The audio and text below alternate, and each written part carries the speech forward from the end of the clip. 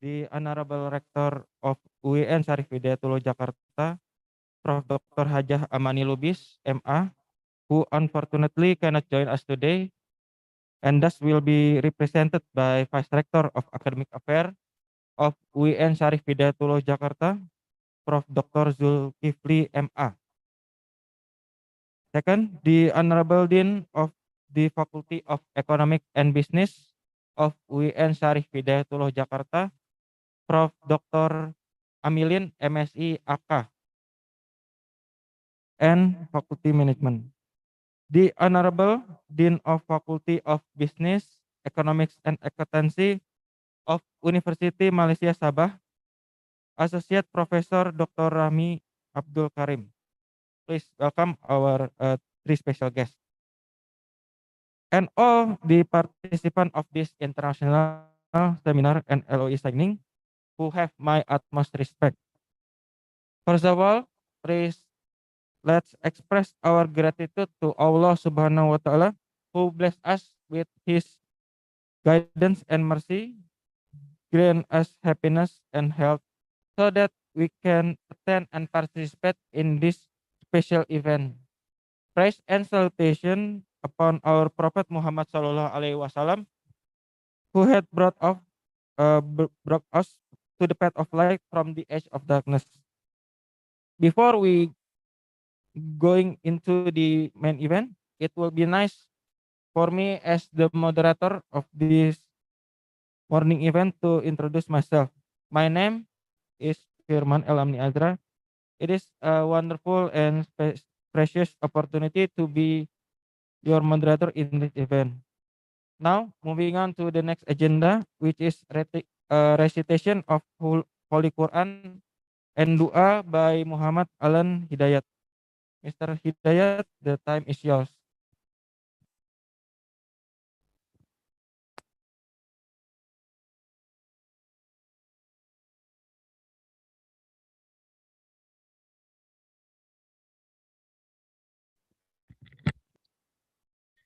Assalamualaikum warahmatullahi wabarakatuh. A'udzu billahi minasy syaithanir rajim. Bismillahirrahmanirrahim. Zuyyina lin-nasi hubbus syahawati minan nisa'i والبنين والقناطير المقنطرة من الذهب والفضة والخيل المسومة والأنعام والحرث ذلك متاع الحياة الدنيا والله عنده حسن المآب قل أنبئكم بخير من ذلكم للذين اتقوا عند ربهم جنات تجري من تحتها الأنهار خالدين فيها وأزواج مطهرة ورضوان من الله والله بصير بالعباد صدق الله العظيم. Pertama-tama marilah kita baca suratul Fatihah untuk kelancaran acara ini. Semoga acara ini sukses. Ala hadiniyah wa ala kunyati sholih al-Fatihah.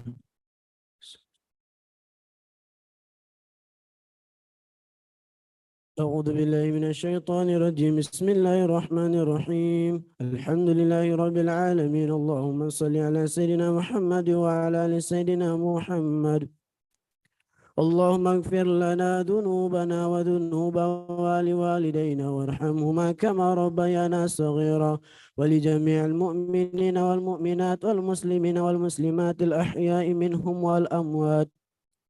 اللهم إنا نسألك علما نافعا ورزقا طيبا وعملا متقبلا. اللهم إنا نسألك رضاك والجنة ونعوذ بك من سخطك والنار. ربنا ظلمنا أنفسنا وإن لم تغفر لنا وترحمنا لنكونن من الخاسرين. ربنا آتنا في الدنيا حسنة وفي الآخرة حسنة وقنا عذاب النار والحمد لله رب العالمين. Terima kasih. Wassalamualaikum warahmatullahi wabarakatuh. Thank you, Mr. Hidayat, for the Holy Quran and doa. May Allah always bless us. Amin, amin, ya robbal alamin. The next agenda is singing of the national anthem Indonesia Raya. To all participants, please kindly stand up for singing Indonesia Raya.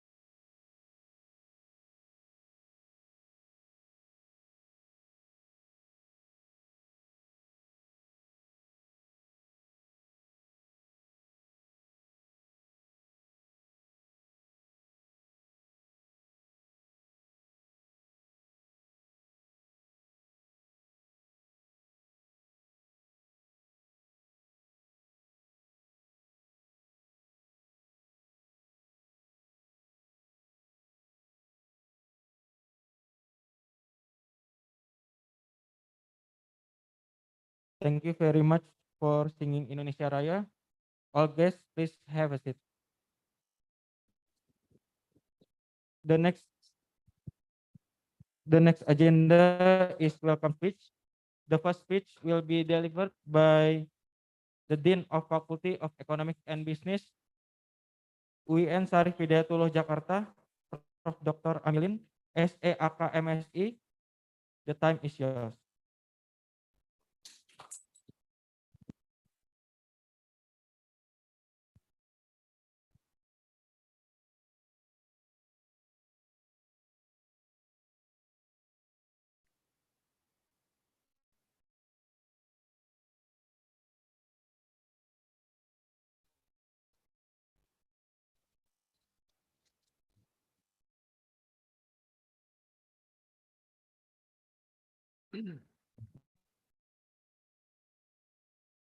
Bismillahirrahmanirrahim. Good morning, everybody. Assalamualaikum warahmatullahi wabarakatuh. Alhamdulillahirabbil alamin wassalatu wassalamu ala asrofil anbiya'i wal mursalin wa ala alihi washabihi ajmain amma ba'du. Asyhadu an la ilaha illallah wa asyhadu anna Muhammadar Rasulullah. The Honorable Professor Dr. Zulkifli MA as a Vice Rector in Academic, Syarif Hidayatullah State University Jakarta. The Honorable Associate Professor Dr. Muhammad Rahimia Abdul Karim, the Dean Faculty of Business, Economic and Accountancy, University Malaysia Sabah, together with the group, the Honorable, the Vice Dean Faculty of Economic and Business, Syarif Hidayatullah, Islamic State University, Dr. Titi Dewarninda, Dr. Suhendra, and Professor Dr. Nuryanto Al-Arif, the Honorable Mr. Darmadi MA, and Mr. Dr. Andes Rahmat, the Head of International Cooperation Service Center and the Head of Cooperation and Institutional Section of Syarif Hidayatullah Islamic State University Jakarta, the Honorable, the Head and Secretary Program, and all of professors and lecturers, and also all of my students in Faculty of Economic and Business, Syarif Hidayatullah Islamic State University Jakarta. First of all, let's say to thanks to Allah Subhanahu wa Ta'ala, salawat and greetings may always be for the Prophet Muhammad Sallallahu Alaihi Wasallam.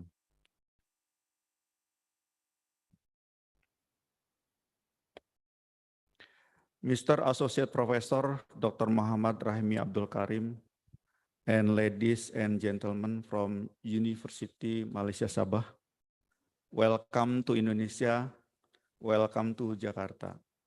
We are very happy to welcome all of you to visit to our campus today. Our meeting today is intended to strengthen our business and management collaboration for future success between two campuses from two ASEAN countries in the one family, satu rumpun, Indonesia and Malaysia. More specifically, it is to carry out to signing cooperation letter of intent, seminars, and mini conference. We wish this collaboration can be improved the quality of education, research, and community services in the future for both of us. This is a brief welcome from me. I'm sorry if there are any mistakes and any inconvenience in delivering this speech. Thank you very much.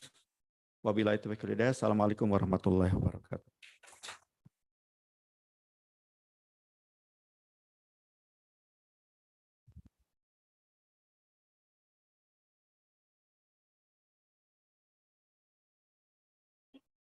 Thank you very much, Prof. Dr. Amilin, for the welcome speech.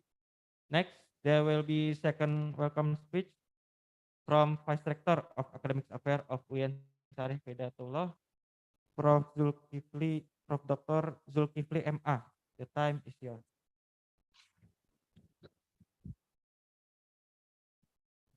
Assalamualaikum warahmatullahi wabarakatuh. Alhamdulillahirrahmanirrahim. Wa bihi nasta'in ala umurin wa din. Salatu wassalamu ala asyrafil mursalin sayyidina Muhammadin wa ala alihi washabihi ajmain. Wa ba'du. Very good morning. First of all, let's thanks Allah Subhanahu wa Ta'ala because of His mercy. All of us can attend this meeting, very important meeting this morning. And salawat and salam also may be always sent to our Prophet Muhammad Sallallahu Alaihi Wasallam. I would like to welcome Dr. Rahimi Abdul Karim and all the team to our campus UIN Syarif Hidayatullah Jakarta. We all usually say UIN Syarif Hidayatullah Jakarta dalam bahasa Indonesia. UIN Syarif Hidayatullah Islamic University. It is very big and the oldest Islamic university in Indonesia. As you know, we have 58 state Islamic universities in Indonesia, along with thousands of universities in our country. And I think the country that has the biggest number of universities in the world. Paling banyak lah university di Indonesia, ya. And our university, Islamic University, is the biggest one, and we have around 35,000 students with 1,100 lectures, 1,400 academic staff, and of course, it is very famous in our country.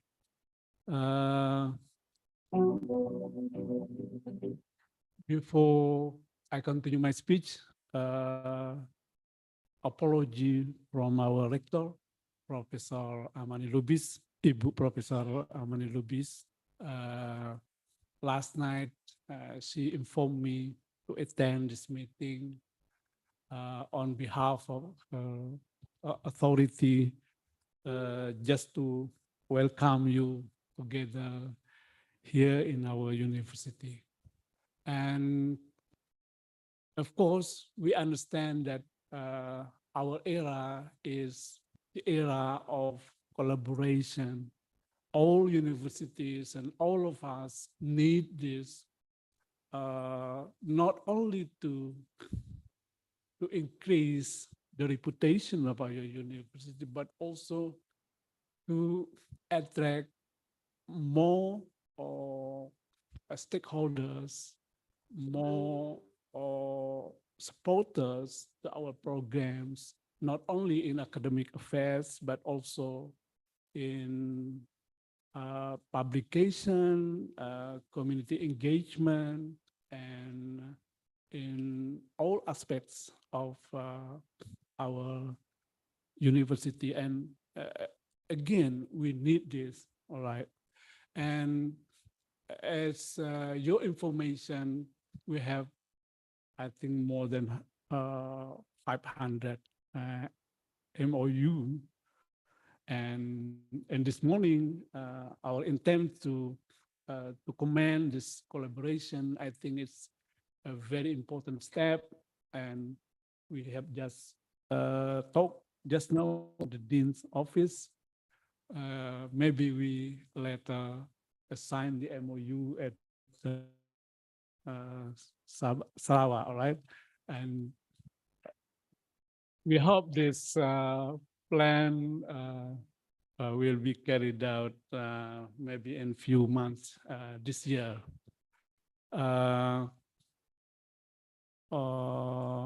On behalf of our university director especially, again, we welcome you together, and please silakan nanti visit campus. We have 4 locations. Yeah, this is the 4th one, and we have main campus. We say campus 1. The vice chancellor's office is over there, and there are several faculties over there. And we have campus 2, and campus 2 Faculty of Social and Political Sciences, and I am a lecturer at that faculty. And there's also Faculty of Psychology and schools of graduate schools over there, and Faculty of Medicine and Health Sciences, and also there is Faculty of Adab and Humanities. It's just right there. And the last one is far from here. There is a program, Profesi Guru, yeah, that's teacher professions. It's about how many kilometers from here? Maybe more than 7 kilometers from here. So we have several campus locations right now, yeah. And in addition to that, we have about 50 kilometers. We say that campus 5 in Cikuya. It's planned to provide a new faculty, agriculture faculty that we just now we have a study program of agriculture at the Faculty of Science and Technology. We plan to develop another faculty, agriculture faculty at Cikuya. We say that campus 5, but it's far away from here. I think we sangat menyambut baik ya this morning meeting, and please enjoy and the seminar because of my another meeting after this at 10 o'clock. So I apologize that I cannot attend the seminar delivered by two deans, right? And I think that's all. My apology again because of maybe inconvenience, banyak kekurangan ya. Maybe for those from Malaysia, biasanya our style ya ada mengaji. We apologize for that, and we pray in menurut Islam ya. So we apologize for that one if there is any inconvenience for that because State Islamic University. And tidak ada juga lagu Malaysianya ya tadi ya. Just menyanyikan lagu Indonesia ya. So again, forgive us for all this. Thank you very much. That's all. Wassalamualaikum warahmatullahi wabarakatuh.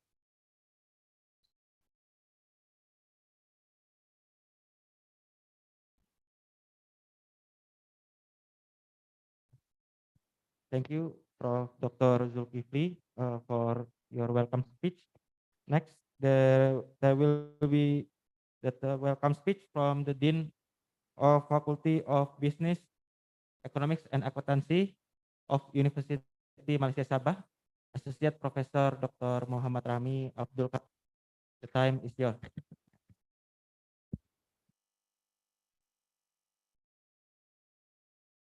Minta permisi Pak. Sebentar. Terima kasih saudara pengurusi majlis yang saya hormati, Pak Profesor Dr. Zul, Wakil Ibu Rektor Universitas Islam Negeri Syarif Hidayatullah, yang saya hormati Dekan,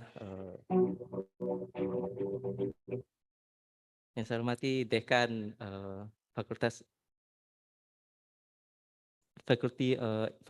Ekonomi dan Bisnis, UIN. Timbalan wakil dekan di Malaysia kita panggil wakil dekan tu timbalan dekan.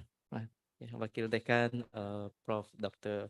Amir, dosen daripada UIN, delegasi daripada UMS, pelajar dan juga para dosen dan pelajar UIN.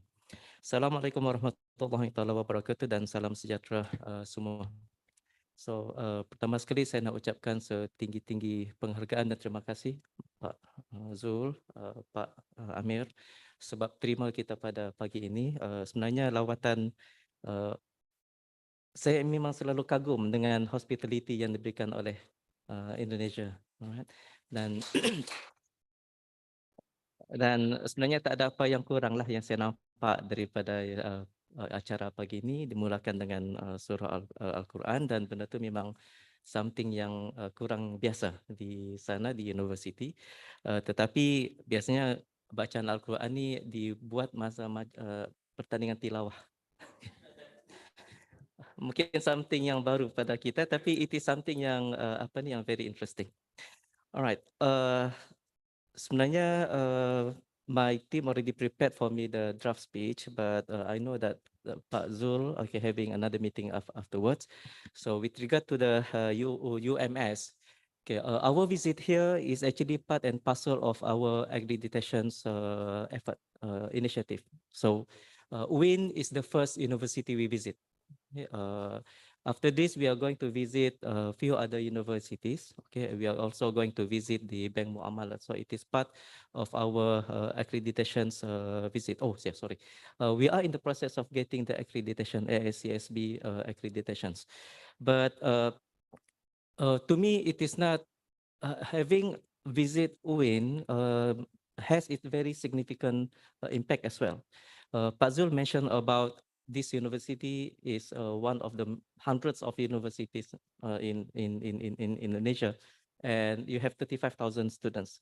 UMS, we have about 18,000. So by numbers of students, we are actually your brother, okay, little brother. Okay, Dorsen, we have about 1,000 Dorsen. And we also have branch campuses in Sandakan, which focus on agriculture, and Labuan, which focus on IT as well as international business. Okay, and in the main campus, okay, soon there will be a corporate video showing UMS, and I can proudly say here that UMS is one of the most beautiful campus. Okay, if it is not the most beautiful, but one of the beautiful campus. We have our own sandy beach. All right, we have our own jetty. It is situated. If you are in the Chancery building in the morning, you can see the sunrise from Mount Kinabalu, which is the highest peak in Southeast Asia. And in the afternoon, you can see the sunset. So yeah, over here you only see the building. Right? I'm not saying that just for boasting lah, tapi sebenarnya itu adalah teasing untuk MOU kita design di sana. So I look forward for the LOI. Okay, we know that education landscape has changed a lot. Okay, universities have to basically show that they have a quality academics. Okay, quality programs. So we have. I think not only UMS but also UIN, okay, UIN, okay, we are striving to basically enhancing our academic quality by one among them, okay, accreditation as well as collaboration. So I look forward for this collaboration to materialize. I was informed that this collaboration was originated way back in 2019. But because of the pandemic, we have to postpone it until today. And I hope that it will not stop here. And again, inshallah, if everything okay, we start with this mini conference first. Then after that, I'm sure there will be other activities that we are going to follow up. Okay, and I would like to congratulate and thank you my team, especially few names here. Okay, Cik Rosli, okay, Dr.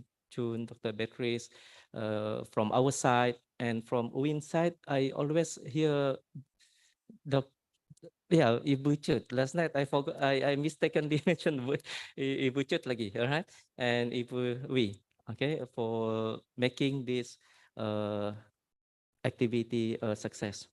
So once again, terima kasih Pak Zul, okay, Pak Henry, okay, dan juga semua wakil ataupun dosen daripada UIN. And okay, let us together bekerja sama untuk menjadikan apa yang kita apa yang kita impikan sebagai melahirkan graduan yang lebih holistik, yang lebih berkualiti melalui peningkatan dari segi kualiti akademik kita bersama-sama. Okay, insyaAllah. Sekian, Assalamualaikum warahmatullahi wabarakatuh.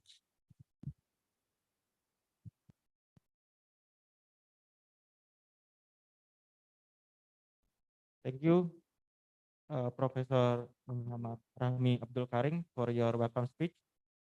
The next agenda is signing of LOI between Faculty of Economic and Business UIN Syarif Hidayatullah Jakarta, represented by Prof. Amilin, and with the Dean Faculty of Business, Economics, and Accountancy, University Malaysia Sabang, which will be represented by Professor Dr. Muhammad Rahimi Abdul Karim.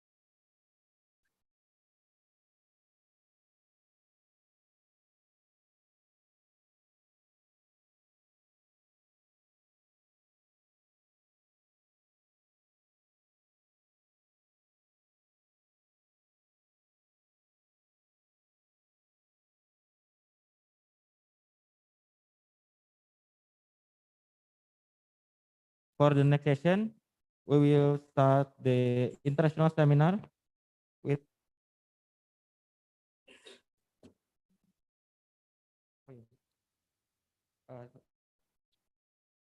before going into the international seminar, we will hand over souvenir and having group photo.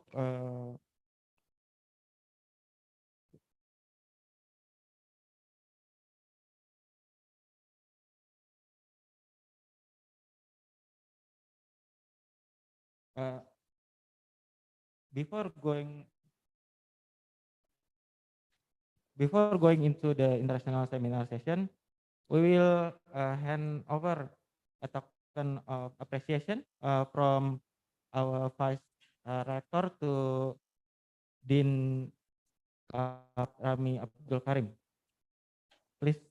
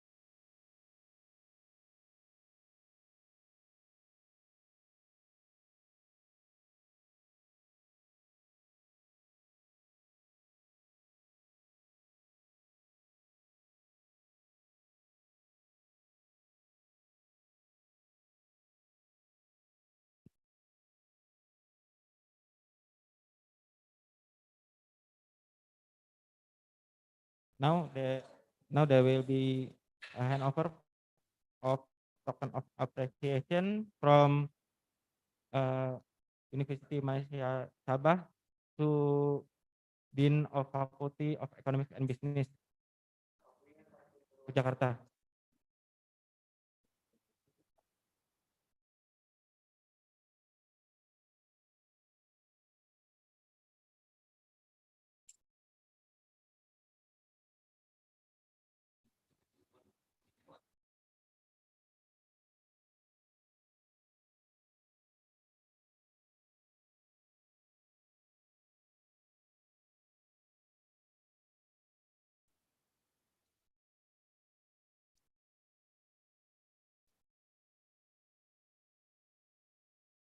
Please give a round of applause for this beautiful exchange.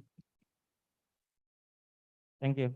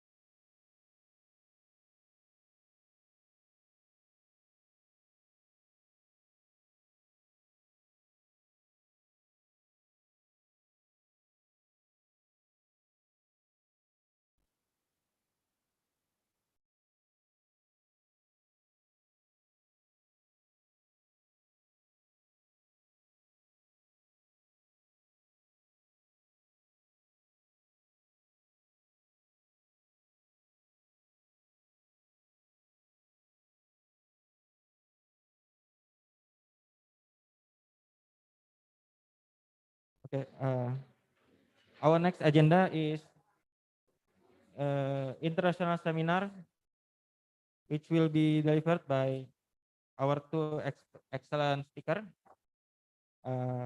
The first speaker is Professor Dr. Muhammad Rami Abdul Karim, the Dean of Faculty of Business, Economics, and Accountancy, University Malaysia Sabah. For Professor Muhammad Rami Abdul Karim, the time is yours.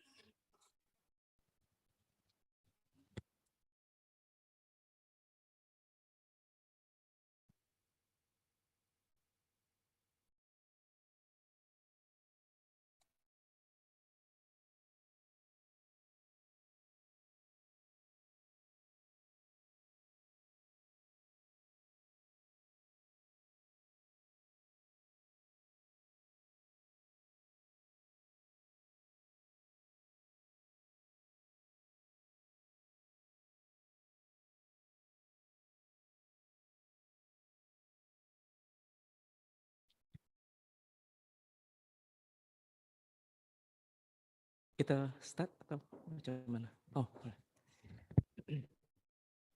Bismillahirrahmanirrahim. Assalamualaikum warahmatullahi taala wabarakatuh dan salam sejahtera semua yang saya hormati dekan, timbalan dekan, dosen daripada UMS dan juga daripada UIN dan juga UMS, para pelajar UIN. Okay, allow me to start this conference by talking about the Islamic finance towards sustainable growth.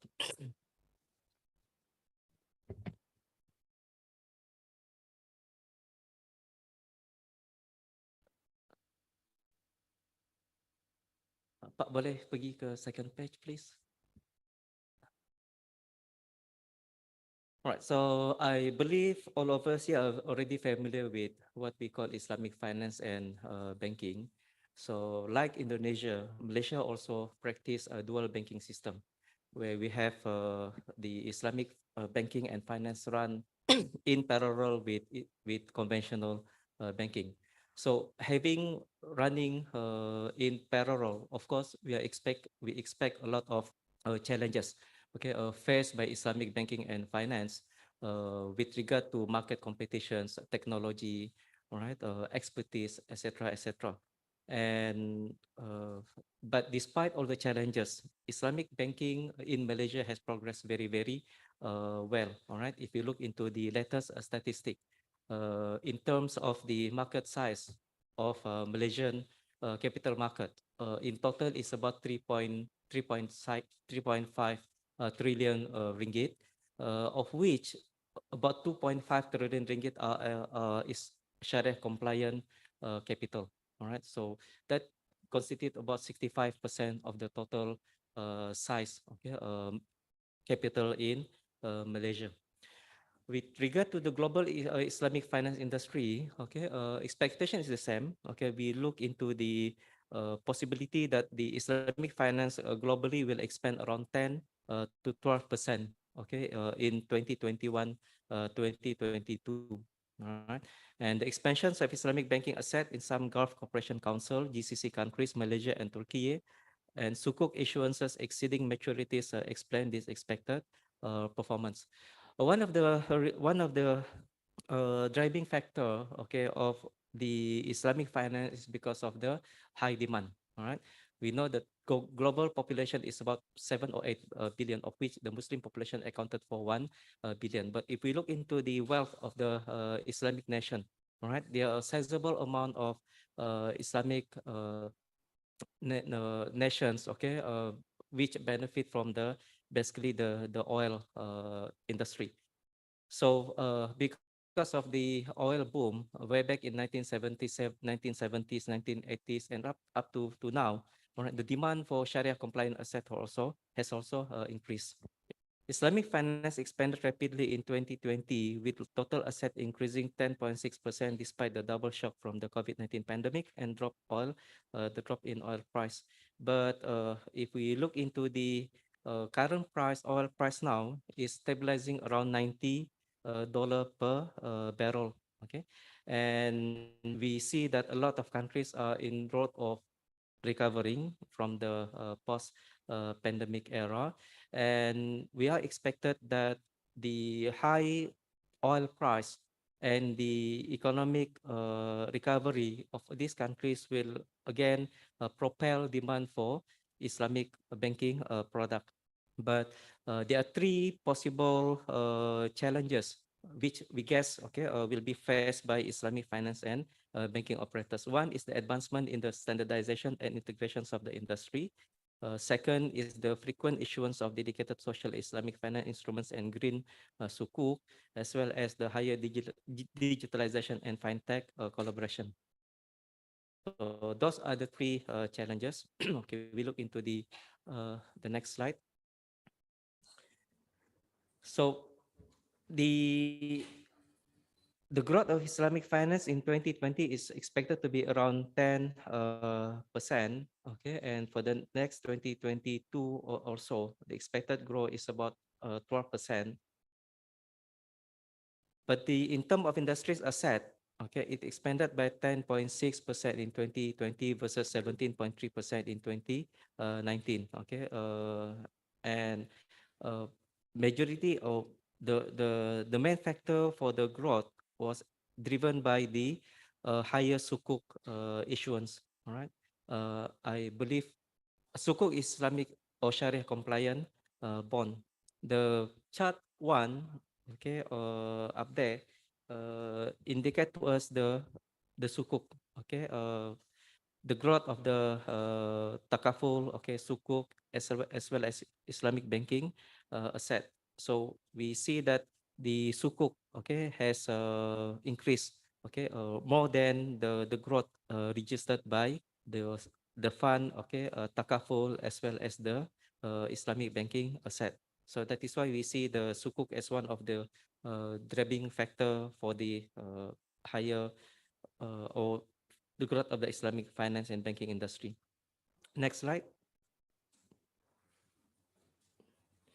Economic recovery in core Islamic finance countries, although some countries' GDP growth will be lower than that we have observed historically. All right, the charts give us the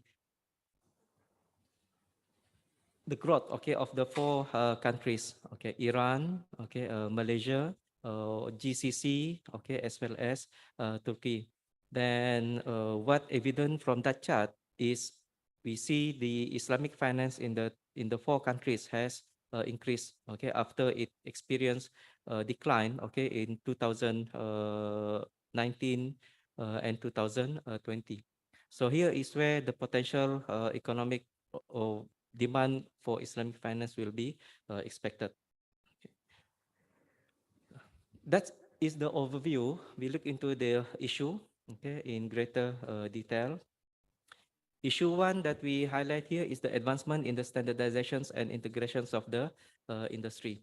Over the next 12 months, we see progress on a unified global legal and regulatory framework for Islamic finance that Dubai and its partners are developing. More importantly, we believe that standardizations must be inclusive to avoid situations like those issuers faced with the adoption of the accounting and auditing organizations for Islamic financial institution (IFI) standard in some core countries. Okay, even though Islamic finance has been there for about 4 decades, and if you're talking about Malaysia, the first Islamic institutions was the Tabung Haji, all right?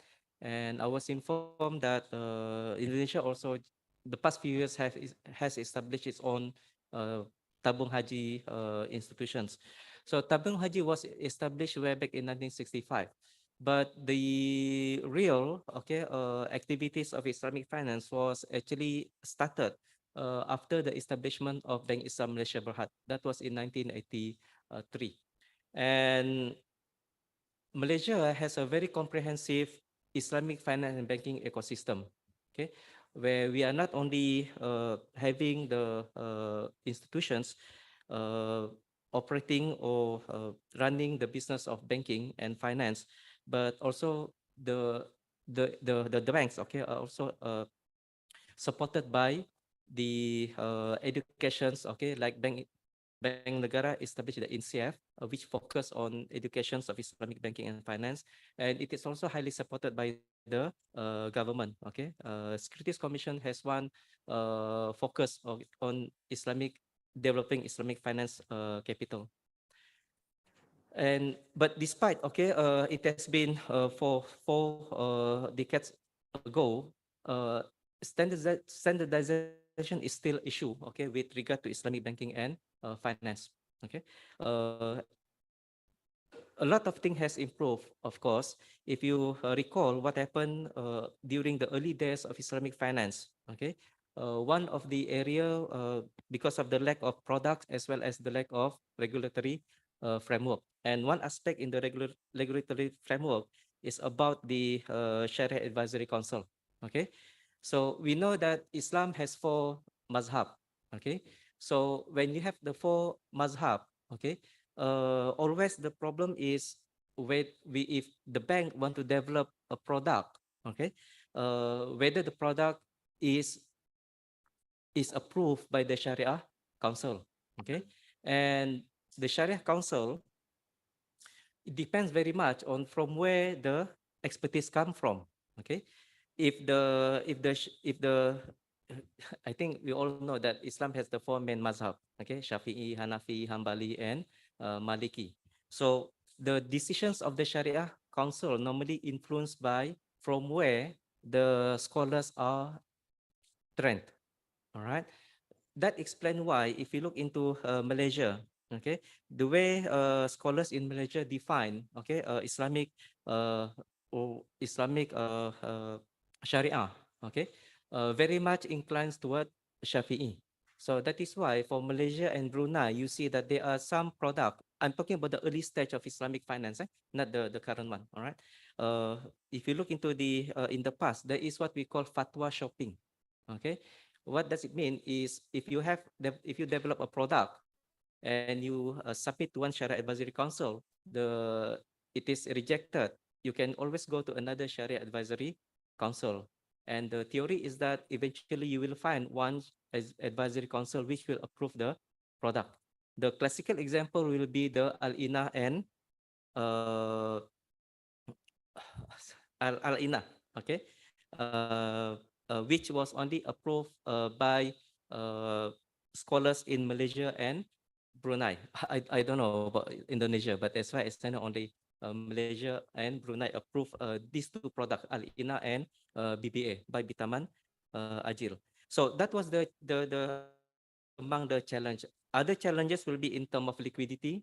Okay, that is why when Islamic Bank was established in Malaysia, government play a very important role, okay, in providing liquidity for Islamic Bank. All right, so that is why we have Malaysian government establish, okay, or introduce the uh, Malaysian Islamic Government GII, okay, Government Islamic Investment Instruments, okay, which allow Islamic Bank Islam to trade in that, okay, and the another one in terms of the benchmarking, okay, what sort of benchmark, and this is still an issue plugging the Islamic finance.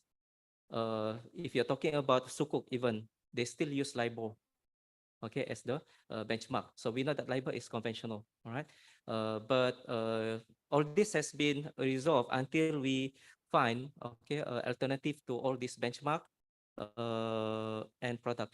I guess the issue of the standardizations arises because the need for Islamic Bank to continue expanding the product. If you look into the since we are running a parallel case system, conventional and Sharia compliant, and we are competing in the same market. All right. So Islamic Bank is under pressure to cope up with conventional bank. And if you look into the current structure of Islamic Bank in terms of product, all right, it is very much debt based. Okay. Even though that we always mention that the most preferred Islamic banking product should be mudarabah and musyarakah. But even if you look into the Islamic banking, okay, in Malaysia, the musyarakah component, okay, in the balance sheet accounted for less than 5%. Okay, for some Islamic bank, okay, so-called Islamic bank, they don't even have any mudarabah or musyarakah product. Okay, the one musyarakah product which is getting more popular in Malaysia is this musyarakah mutanakisah, but it is structured for house or home financing. Okay, so instead of last time we normally use BBA by Bitaman Ajil. Of course, you can structure the product based on other Sharia contract, but the most famous one in Malaysia last time was BBA, but it has been phased out. Okay, replaced by commodity murabahah or musyarakah mutanakisah. So even though it carries the word musyarakah, okay, but essentially it is also a credit-based product, okay, since you have the house as the collateral. My view is that as long as Islamic bank functions like mimicking a conventional bank, where they have to serve the shareholders, then Islamic bank will not be able to operate as what Sharia aspired, promoting musyarakah and mudarabah. Because for musyarakah and mudarabah, the structure of the bank has to be changed. Okay, it has to be like community banking or venture capitalists. All right.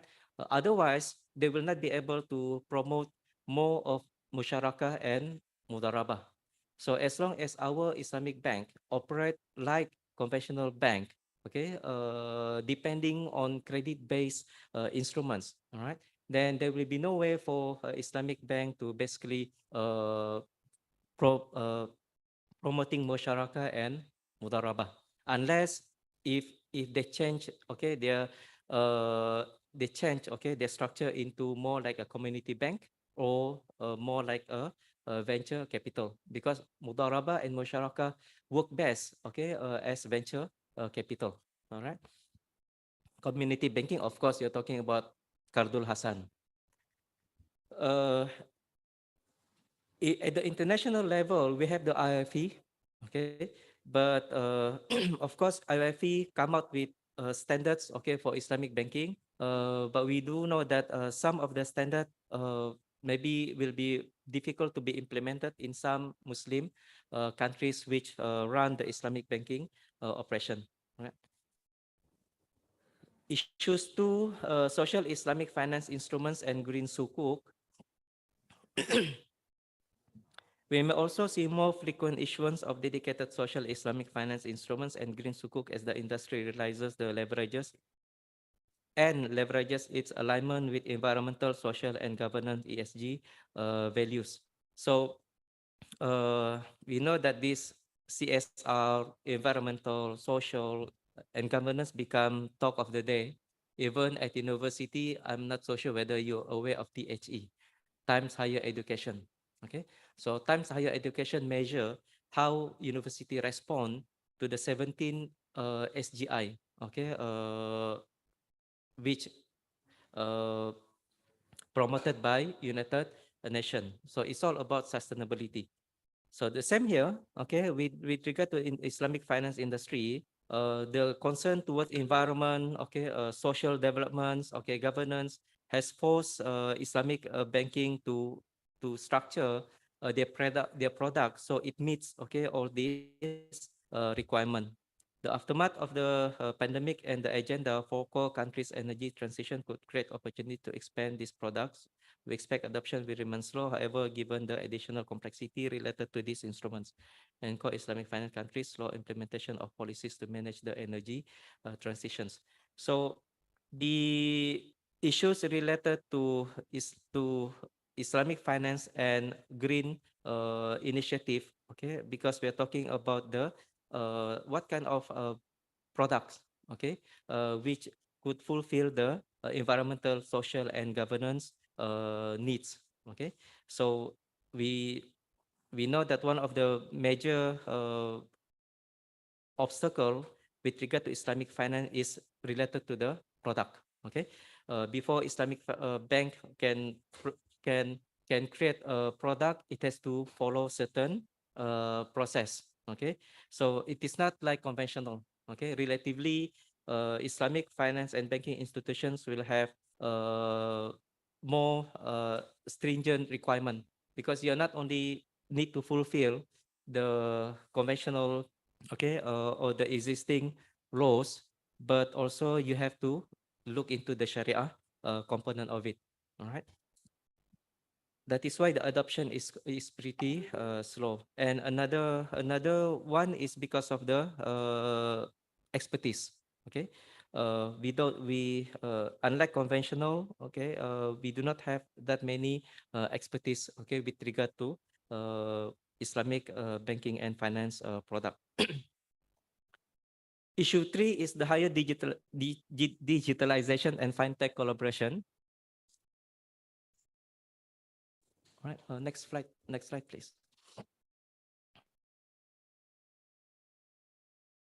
Okay, we think that higher digitalizations and fintech collaboration could help strengthen the industry's resilience in more volatile environments and open new avenues for growth. COVID-19 has demonstrated how the capacity of a company or a bank to shift its business online is critical for continuity.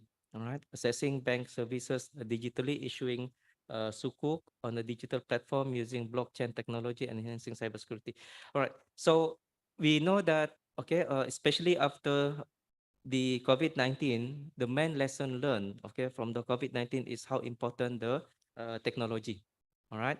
So uh, technology has basically changed, okay, the business landscape, okay, especially in banking and finance. It is not only on Islamic banking but also on conventional. Now there is less incentive, okay, and cheaper for bank to invest in technology.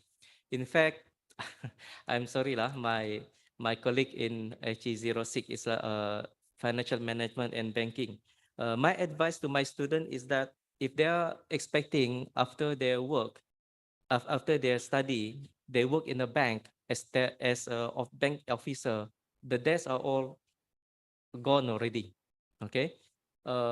In fact, if you look into the traditional banking career, okay, if you focusing on the traditional banking career, all right, it is a sunset industry, okay, because I remember when I was the bank officers, okay, way back in 1993, 1994, I was the credit officer back then, okay.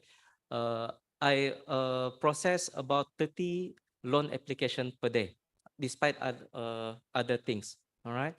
So one person processing about 30 applications.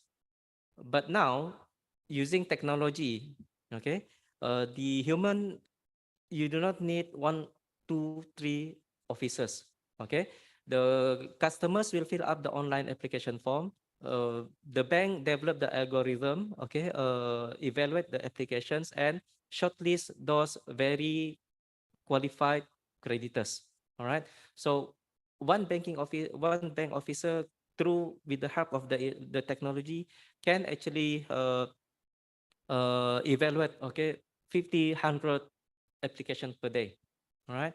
And if you go, I'm not so sure about Indonesia, but if you look into the banking in Malaysia, all right, the setup is different already. There's no more tellers. Okay.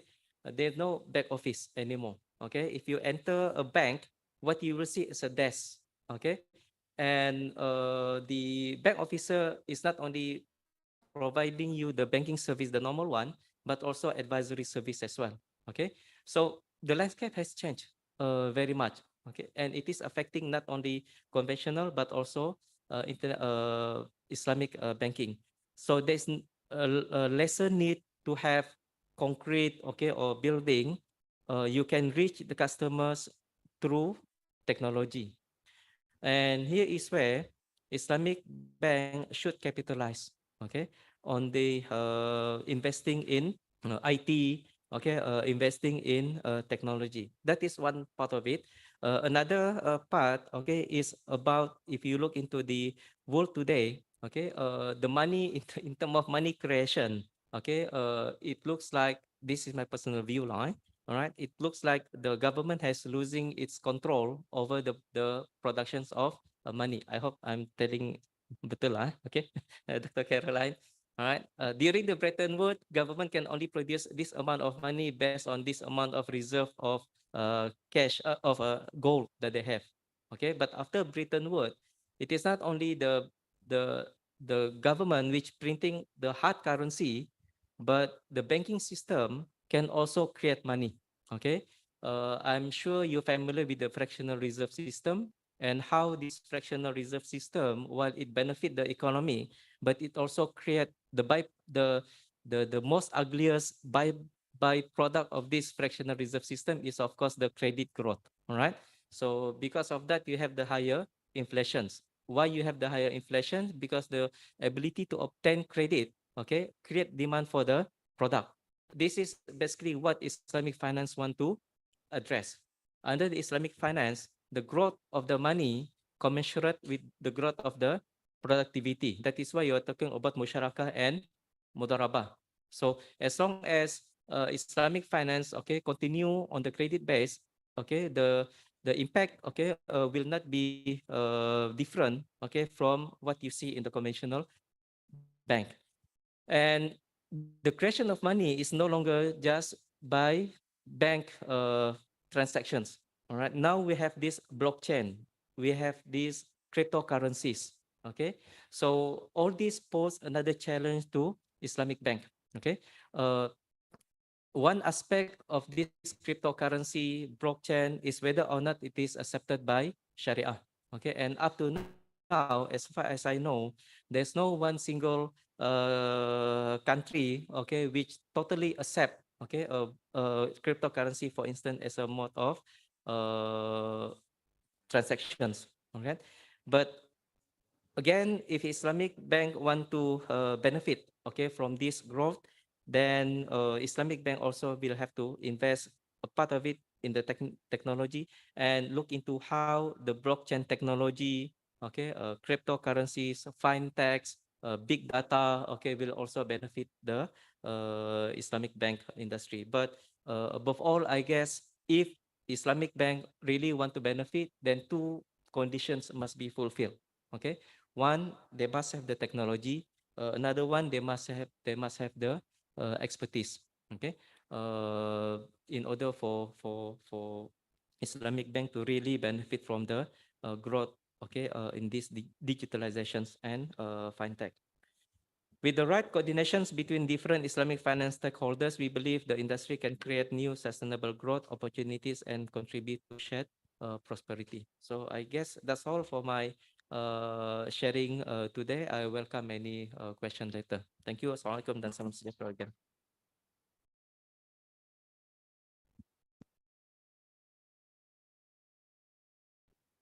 Thank you, Professor Dr. Rahimi Abdul Karim, for your remarkable presentation. Next, we will welcome our second speaker. Please welcome Prof. Dr. Amilin, the Dean of Faculty of Economics and Business in Syarif Hidayatullah, Jakarta. Prof. Amilin, the time is yours.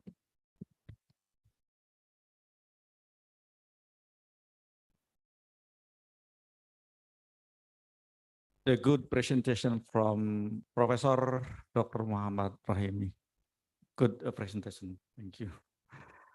Oke, Assalamualaikum warahmatullahi wabarakatuh. Yang saya hormati dekan dan rombongan, ya, beserta kontingen delegasi dari Faculty of Business, Economics and Accountancy, University Malaysia Sabah, and my team from Faculty of Economics and Business in Syarif, Jakarta.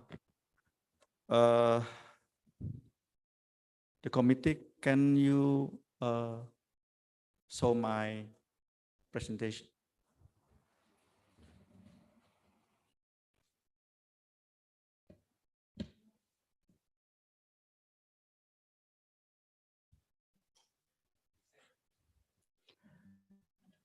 Okay, my background is accounting. Yeah, so different with my colleague Deans. Yeah, he very mastering in Sharia economic, yeah, and my affiliate in accounting. So a different field, yeah, in the research.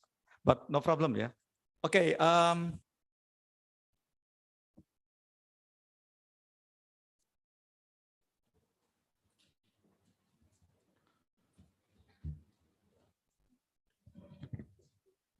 The title of my presentation, is it true that rationalization behavior affect fraud intention?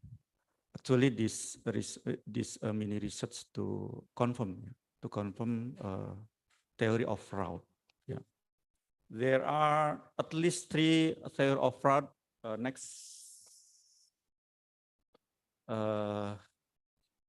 The first of all is the fraud triangle. The second theory is the diamond theory, and the 3 theory, the cross pentagon theory. Actually, beside this theory of fraud, also there are some theory of fraud here. Okay, next. Okay, discussion about the fraud.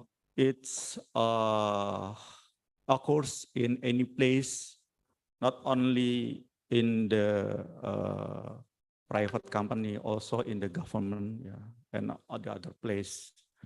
And there are the first theory in the triangle theory. Next, please. Yeah, next, please. Okay, there are three components in the triangle theory. The first of all is opportunity. The second is pressure or motivation, and the third is rationalization. Talking about the opportunity is the chance someone to make a fraud in any place, and motivation is will arise from they self, yeah. And rationalization, actually they realize something is wrong, but he always want to make a fraud. Okay.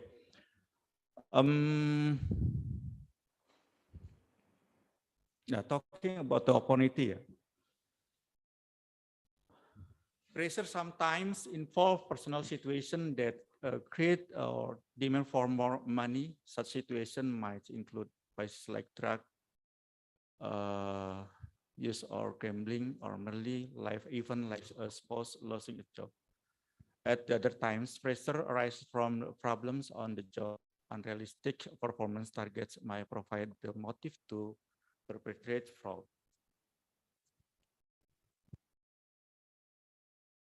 Okay, next, the second component of triangle theory. Yeah.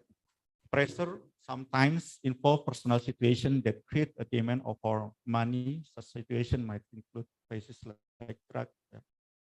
Okay. Next, rationalization. Rationalization is described by observation of a fraudster, comment, or attitude. The second theory is fraud diamond. Three component: incentive, opportunity, and rationalization. The same with the triangle theory, but in the fraud diamond, there are one other component, that is capability. Talking about the capability,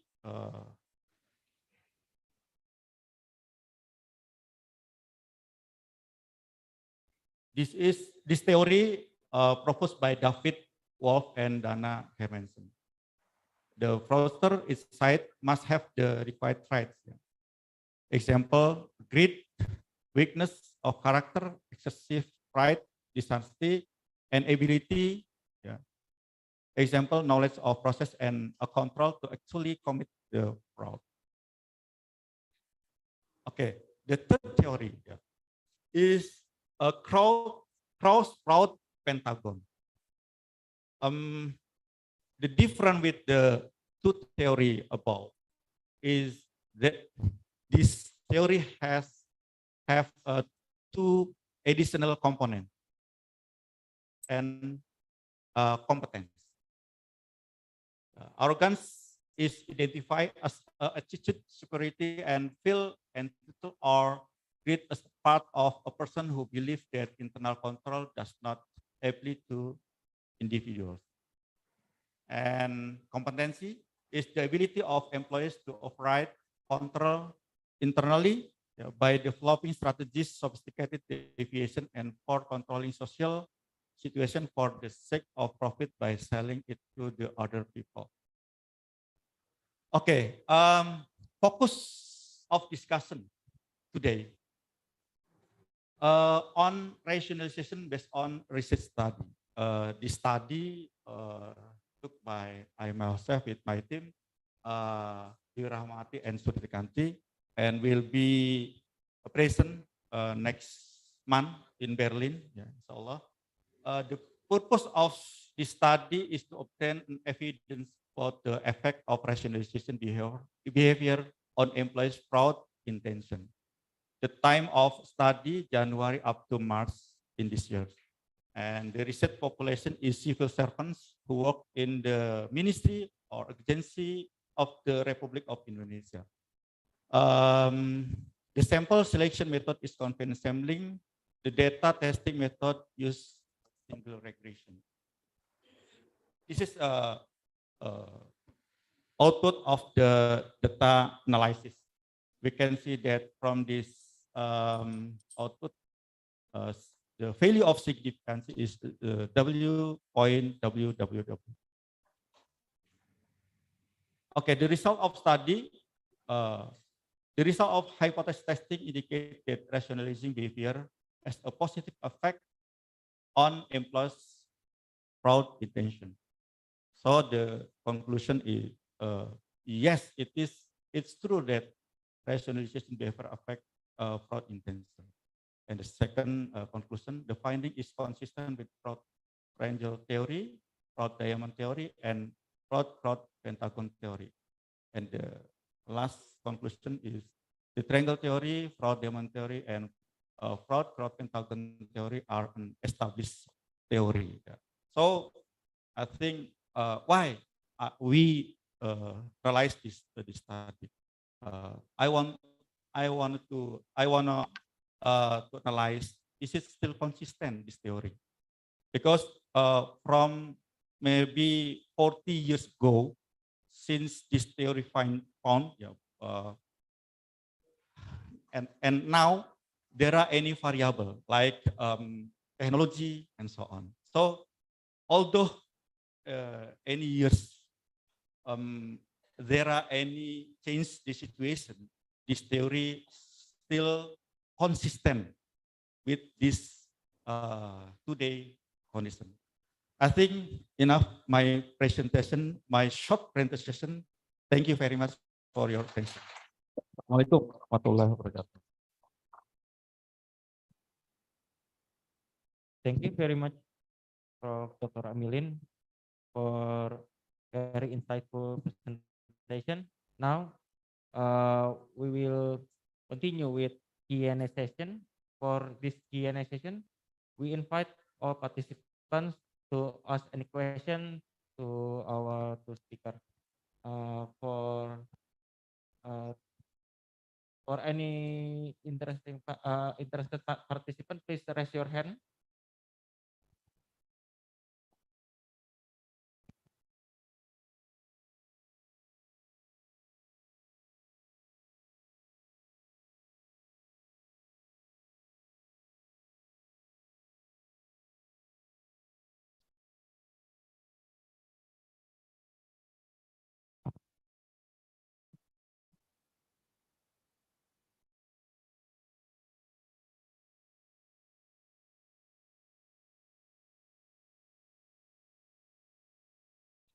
Boleh pakai bahasa Indonesia.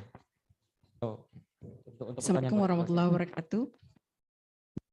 Welcome to Prof. Associate Professor Dr. Muhammad Rahimi Abdul Karim. Welcome to our campus, Prof.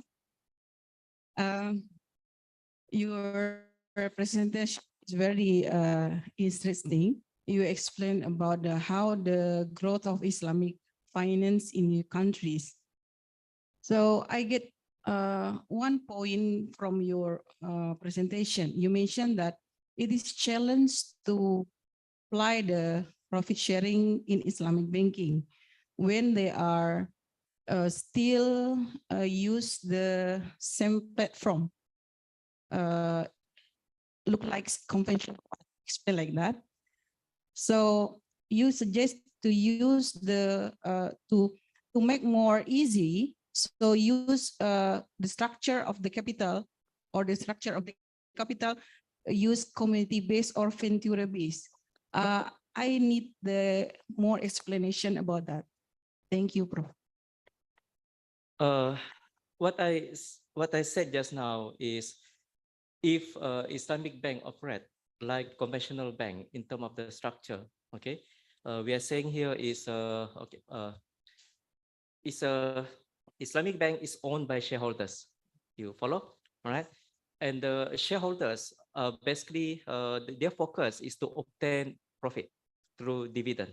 You agree, right?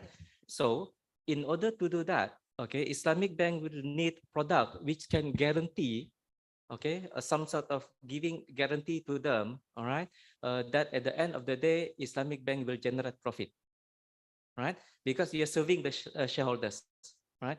You're not serving the angels, okay? So you're serving the shareholders. So shareholders' expectation is very clear.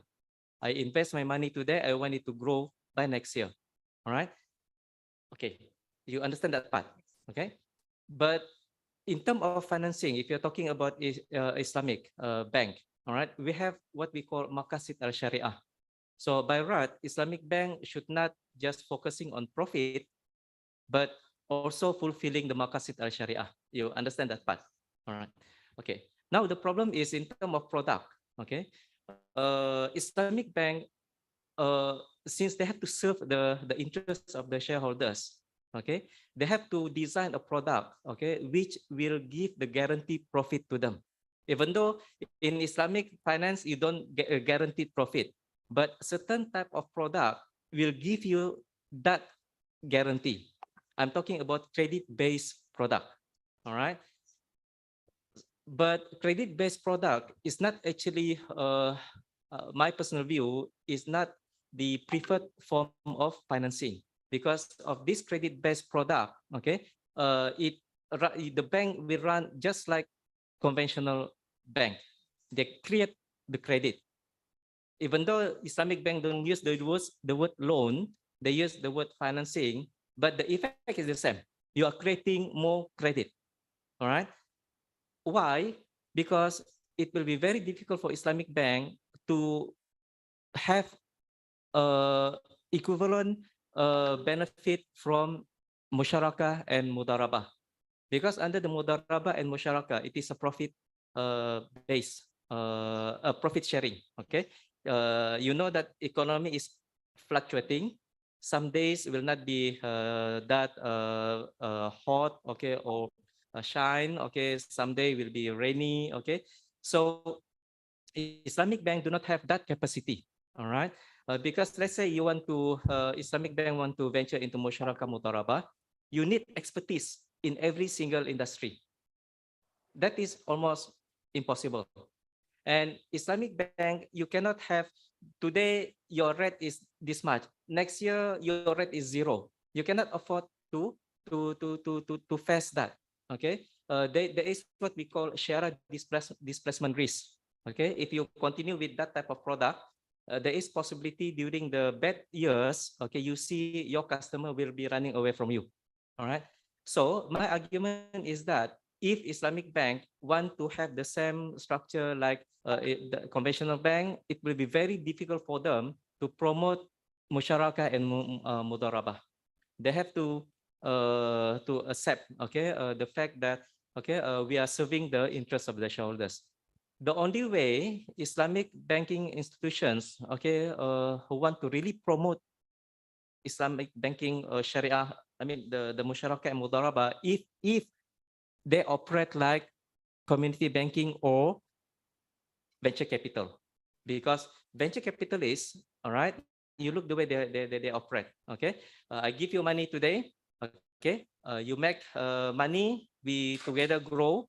Okay, and after that I exit the industry when the business is already flourished. Okay, a lot of the good names that you heard, Microsoft, Compaq, okay, Pizza Hut, they all actually benefit from venture capitalists. Okay, because venture capitalist has that capacity. We invest, we are not expecting immediate return. Okay, I may have to accept the business will make losses for the first few years, but after that the return, okay, will be very handsome later on. All right, and they will monitor, okay, the operations of that business. Okay, another one is of course community banking, like one by Grameen Bank. All right, because community banking is you probably have heard about the micro credit. Okay, where the bank give seed money to the small SMR, small what do you call that? Entrepreneurs. Yes, thank you. All right, and coach them. Okay, it is a kind of Kardul Hasan type of loan. Okay, I give you 1,000, you pay me 1,000. Okay, so that is only one. That is the only way for them to operate. They can become a good Islamic bank under the current structure on condition that the shareholders are all angels. All right, not focusing on profit at the end of the year. I hope I answer your question. Yes, thank you, Prof.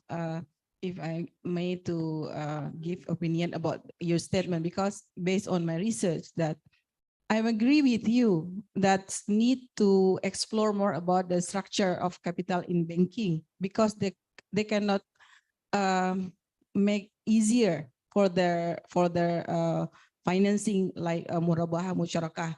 But when we find it in Indonesia, in Islamic cooperative, they are more easy when they are structure of capital is from the member. Yeah, So the correct. charter.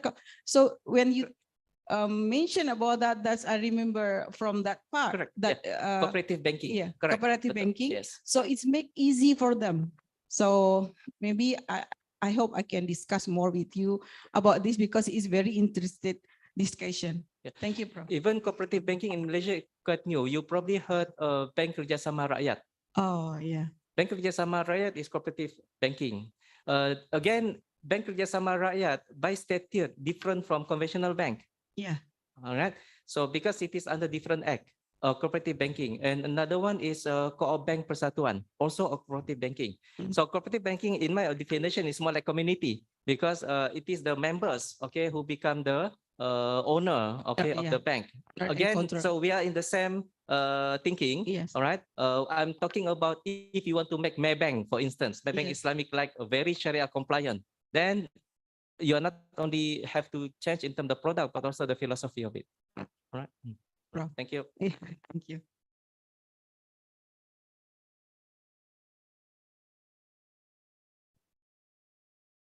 Thank you. Next question.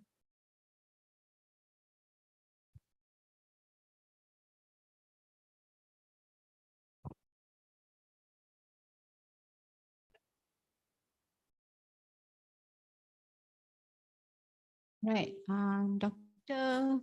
Amilin, may I ask you that your research is very interesting, talking about this is integrity, right, in organizations and in accounting, that how people intend to do fraudulent, and the rationalization means they justify their act of doing fraudulent work. So it's very interesting. Again, out of all that 5 diamonds, you know, when they say they have capability to fraud, they have competency to fraud. Yeah, it's really, really interesting for me. But my question is, when people rationalize their act to fraudulent, like we have this Volkswagen punya, you know, they cheat, the engineers cheated on their emission, carbon emission became an issue. It's fraudulent. It's the same thing in organizations, right? But what would you recommend? How to curb when people are rationalizing their act of fraudulent? Okay, a good question. Thank you very much. Oh, Dr. Bamini, thank you very much for your question. A good question. Yes, I think talking about the rationalization, not only in Indonesia, but in the other place, yeah, maybe in Malaysia, on the other countries, they realize that they understand the rule, yeah. They understand the policy, but when some of people who same need, so when actually they make a fraud, each other people will be give a change, yeah. So in this condition, actually in the organization, for example, the leader of organization have to harus menegakkan the regulation, the consistent with regulation. All of the regulation, the first of all, they understand the content of regulation and commit to realize the regulation. For example, in Indonesia, I tell in bahasa, when Indonesian have not yet AI technology, for example, in the road, ya, sometimes the para pengendara mobil atau motor ketika melakukan pelanggaran itu mereka memberikan tips ke police. But now when the AI, the technology like CCTV and so on, this is one solution. The regulation can be stand up. I think that's my opinion. Thank you. Thank you.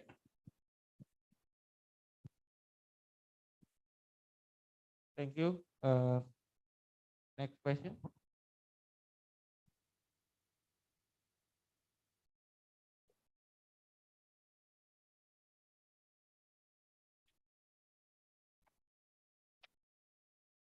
Any question from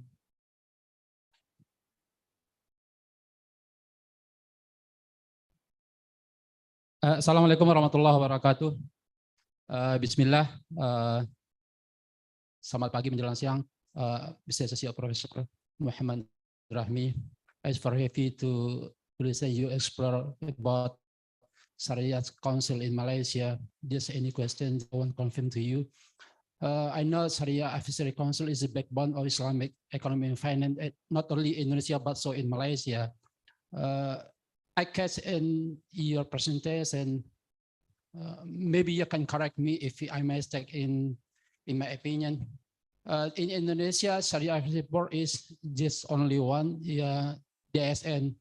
DSN is the backbone Islamic finance in Indonesia. In Malaysia, just I know maybe if one institution don't agree with decision in institution council, you can go refer to any institution. That's right.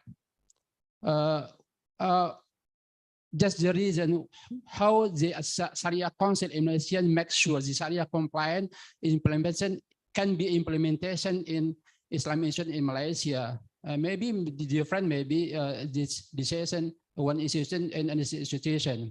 If you don't like this one institution, you can go other institution.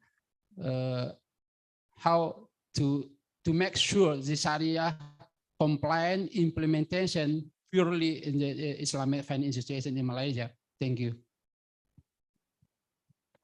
Terima kasih yang bertanya. Soalannya tadi ialah di Malaysia kita ada berbagai syariah board. Ya. Dan bagaimana memastikan pelaksanaannya adalah menepati syariah. Is that what the question is about? Right. Lebih kurang. Yeah. All right. So actually what I relate to you just now in terms of the I coined the word fatwa shopping. All right. When the Islamic banking started in Malaysia last time, banks are allowed to appoint their own Sharia board. All right. So that is why, okay, during that time, almost every bank has their own Sharia board. Okay. But that was story long ago. All right. Now, okay, in Malaysia, okay, the authority is only one, the Sharia board of Bank Negara Malaysia. All right. So there are still a Sharia advisory board. If I'm not mistaken, there are 5 companies, okay, in Malaysia which are providing the Sharia advisory services. Okay. But with regard to the operations of Islamic banking and finance, all right, all has to be approved by the Sharia board of Bank Negara. Okay. So it is no longer in Malaysia, at least we are talking about fatwa shopping is no longer happening. But still at the international level, okay, we are facing this issue, okay, related to how, okay, Islamic banking products will be approved by different Sharia board. Okay, to answer your question about the implementation, okay, no problem, okay, with regard to implementation, because the authority will always be the Bank Negara Malaysia. So we have the Islamic financial in terms of statute. Okay, last time the banking industry is governed by BAFIA, Banking and Financial Institutions Act. Okay, 1969, Dr. Caroline. Okay, with pindaan on 2000, but it has been changed to FSA, Financial Services Act. Okay, and IFSA, Islamic Financial Services Act. Okay, so all matters related to Islamic banking operation is governed by IFSA. Okay, now, so as far as I know, there is no problem. Okay, with regard to the operations and the enforcements of the act with regard to Islamic bank. Okay, remember Sharia board is only one aspect of it. Okay, but we're talking about overall. Okay, the operation is basically overseen by Bank Negara Malaysia. I hope I answer your questions. So we are talking about how it is implemented, right? Okay, so the implementation is under the IFSA, Islamic Financial Services Act. Okay. Okay, thank you. All right, thank you. Thank you for the question. Is there any new question? Ya, Bismillahirrahmanirrahim. Assalamualaikum warahmatullahi wabarakatuh. Thank you for your presentation, Associate Professor Dr. Muhammad Rahim. I want to capture the potential Islamic social finance, and then we can see from the data is always increased in several years and can fulfill the needs of human being, especially in pandemic COVID. And the government capture it and make it collaboration product to hybrid product with commercial product. Indonesia, we have case wakaf link sukuk or CWLS. And I want to asking is there any innovation inclusion finance model to funding the government needs or any yes, like to fulfill the social needs, so we can we can develop Islamic product like green sukuk, like green wakaf, and we seeing it because everything have to SDGs goals. So we have to create innovative product to capture it. Maybe I want to ask that. Thank you very much.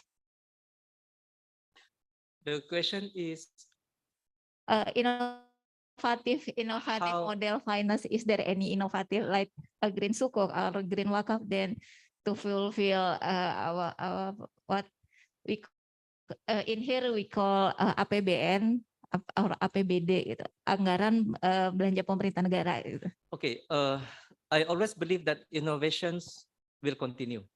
Okay, from time to time. In the past, we only concerns about how important it is for corporations to make money. But now we are talking of not only about corporation need to make money, but they also have to return it back to the society. Okay, CSR, those things. And now we are talking about even green things. Okay, sustainability things, etc., etc. So all those, I guess, okay, will one way or another, okay, will enter into the development of the product. All right. Okay. The tricky part related to Islamic banking is actually the intention is clear. You want to develop a product which benefit the society. Blah blah blah blah blah blah. All right. The issue here is more like Islamic product is not like conventional banking product. Conventional banking product is very much like loan. Okay, you go to the bank, you sign paper, I borrow from you, full stop. Okay, Islamic banking product for sorry Pak Dekan, apa ni audience kita ni student what lecturers background Islamic. Okay, so you have the things, eh? All right. So as you know, Islamic bank, when they develop a product, okay, it is based on the certain Sharia contract, right? Either it is structured under musyarakah, mudarabah, murabaha, ijara, okay, whatever it is, okay. So it is about the making the product Sharia compliant. Okay. So as far as the innovation is concerned, I'm sure, okay, we will continue to look into the demand from the market will continue to increase. Okay. Maybe the kind of innovation that we need is basically to come up with what suitable contract, okay, which can be applied by Islamic bank, okay, when they offer to the public. All right, I give you example like in Malaysia last time and even now for certain bank, when they want to introduce personal finance, okay, they go to Al-Ina, all right, but Al-Ina is not accepted by other countries except Malaysia and Brunei, okay. Ibu doktor tahu kan, all right. You go to any Middle Eastern countries, none of them will approve Al-Ina. All right. So what can we do? All right. They invent what they call commodity murabaha. All right. So tawaruk.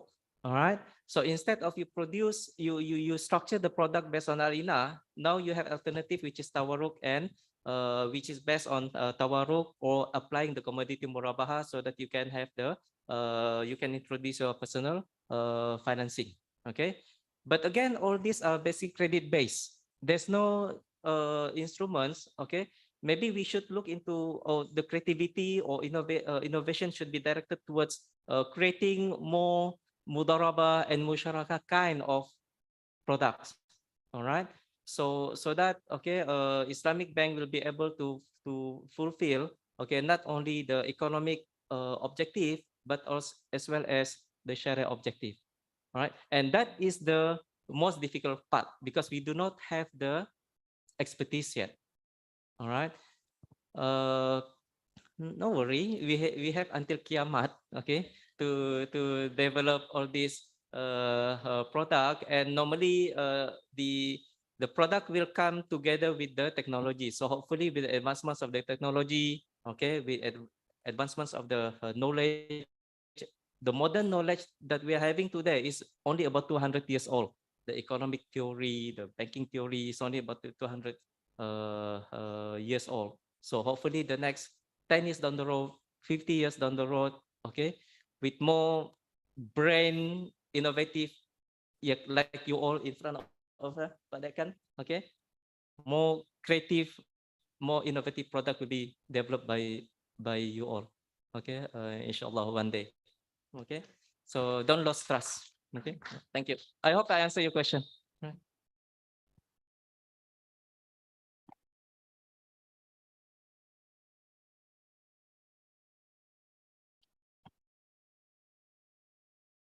Thank you. Last question.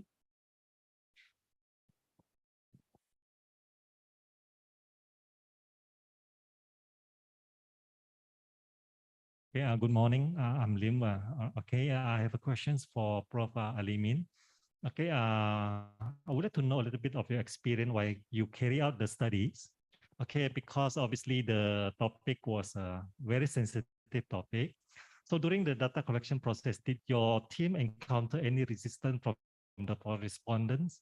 Obviously as a researcher, we would like to, get their opinion as honest as possible, but obviously the topic is quite sensitive. And maybe if you could share a little bit of the profile of the respondent, for example, like how many % of them are actually decision makers and how many % are actually implementer? Okay, thank you very much.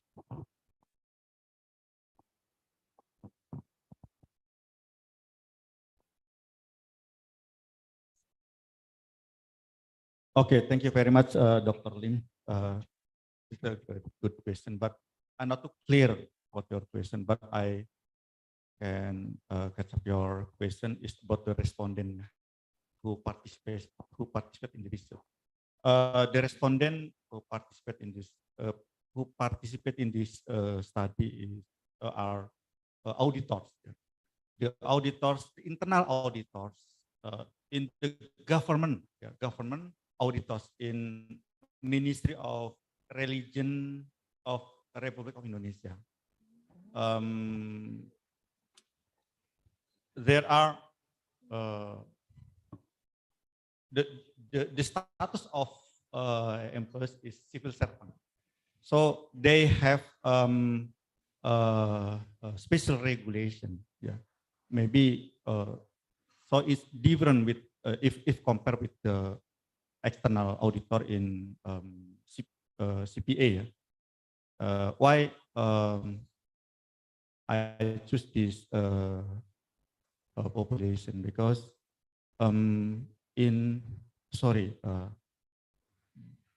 the cases of fraud in this ministry, if compared with the other ministry, so a lot of fraud. Yeah.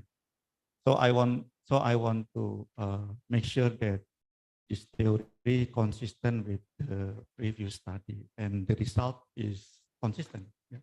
I think that's my answer. Thank you. Pak, one more question, Pak. The additional to Dr. Lim question, because your research on the fraud, the employee fraud. So your research is focused on the accounting fraud per se, or it's general fraud? Because it's accounting fraud, right? The good question. Actually, talking about the fraud is not only monopoly of accounting. There are any field also will be occur in about the fraud. But because our background is accounting, so I choose the auditors as a respondent to participate in this study. I don't know if the other research, for example, the participant like managers, yeah, or CEO in the company, or maybe like dean like us. So because we also have authority, yeah, to make a decision, and I think this is a chance to future research to maybe to confirm my research studies. And my research actually only a few part of my grand research, yeah. on only one variable. Yeah, I think that's my explanation. Thank you. Thank you for all participants and to our excellent speakers, yeah, Professor Dr. Rahimi Abdul Karim, and also Professor Dr. Amilin. Thank you very much for today's discussion. It's filled with a very interesting discussion, and we hope that it can benefit all of us to improve our knowledge on these particular topics. Since the Q&A session is now finished, we will move on to the next agenda, which is the handing over the certificate of appreciation. First, we will handing over the certificate of appreciation to Professor Muhammad Rahimi, which will be handed over by our Vice Dean of General Affairs of FEB UIN Syarif Hidayatullah, Dr. Swendra.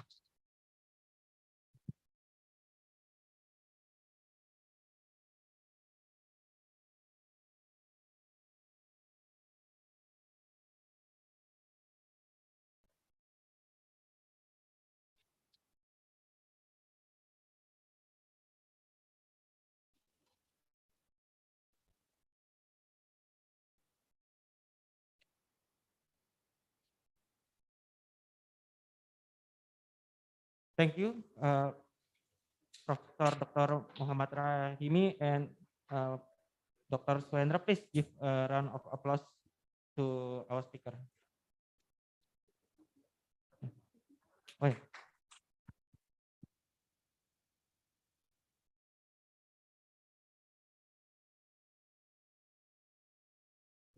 Next,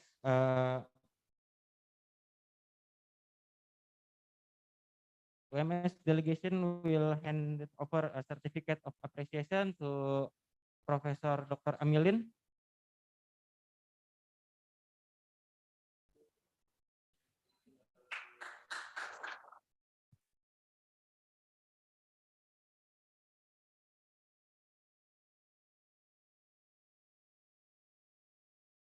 Thank you, UMS delegation and Professor Amilin. Please give one more applause to our speaker.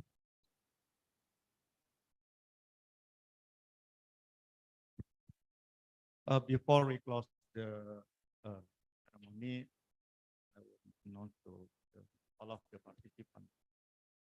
Both of us now talking about possibility to exchange student or lecture between Inshallah.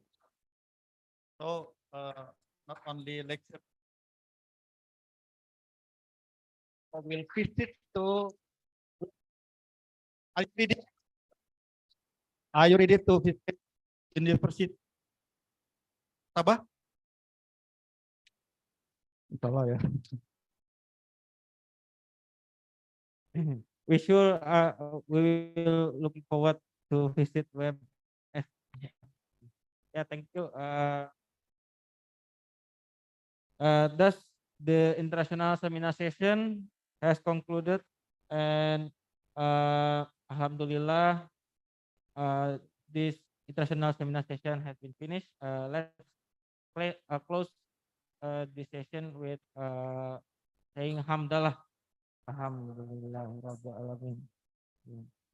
Next, we will have a break for 1 hour, and we welcome our participants to pray and have a lunch. And the event will be continued at 13 p.m. with the agenda of mini conference, yeah, between UIN Syarif Hidayatullah Jakarta and UMS. The mini conference will be held in meeting room in second floor of this building. Yeah, we will looking forward to meet you there. Thank you. Assalamualaikum warahmatullahi wabarakatuh.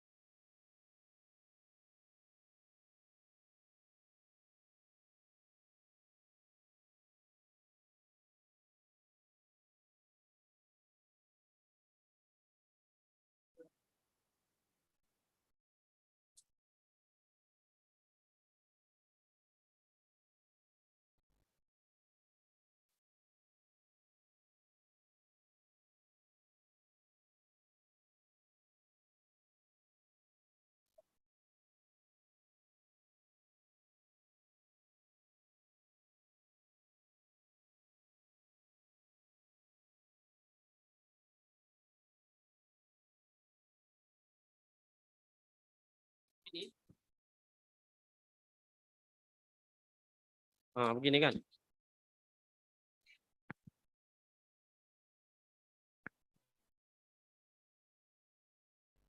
Ini.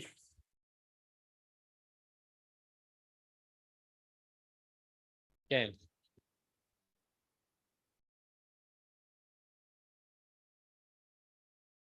Oke.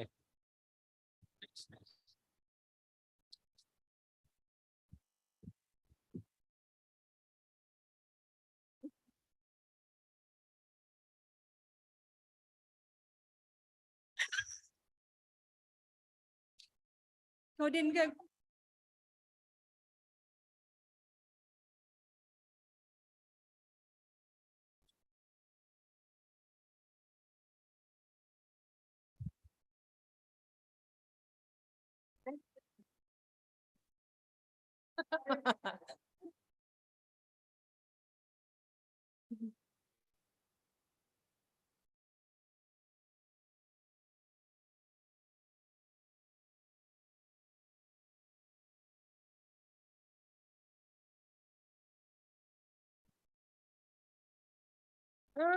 Oh my God, do I have to remove the mask? Okay. Okay, Dana. Dana. Yeah, thank you.